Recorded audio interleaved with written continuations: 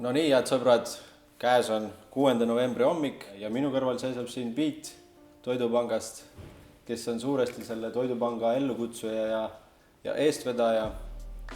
Selle aastane Chef's Cup on läbi, kired on jahtunud, võitjad on selgunud ja toetussumma on koos.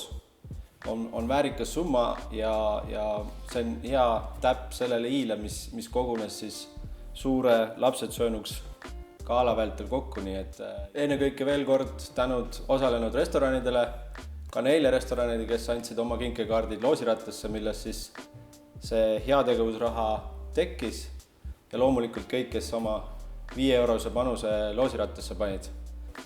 Suur tänu, Piet, meil on suur rõõm see tšekk üle anda teile ja ma loodan, et see siis ikkagi on abiks Toidupangale. See on suur abi, suur tänu, see on uskumatu.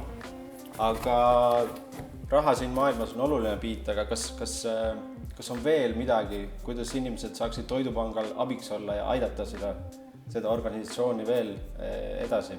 Ja, meil on iga aasta, 2 korda aastal, meil on toidu kogumiskampaania ja nüüd järgmine kuu, 8. ja 9. detsember, meil on jälle toidu kogumiskampaania, siis meil on üle Eesti, ma ei tea, võib-olla 20 kauplust, kus me küsime kaupluste kliendid, et palun osta nüüd midagi Toidupangale. Aga siis meil on ka üle Eesti kuni 1000 vabatahtlikud vaja, see on päris keeruline kokku saada 1000 vabatahtlikud. Ja sellepärast oleks väga tore, kui inimesed saavad tulla, ennast registreerida ja aidata lihtsalt 3 tund, see ei ole väga keeruline töö, see on päris lõbus ka.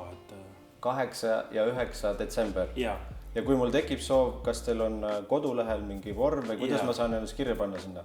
Ja, meil on spetsiaalne läbi internet, läbi meie koduleht www.toidupang.ee, inimesed saavad ennast registreerida. Väga tore. Niisiis, sõbrad, 8-9 detsember, ennem Toidupanga lehel kirja ja tulge appi Toidupangale ja näeme järgmisel aastal. Kõik head!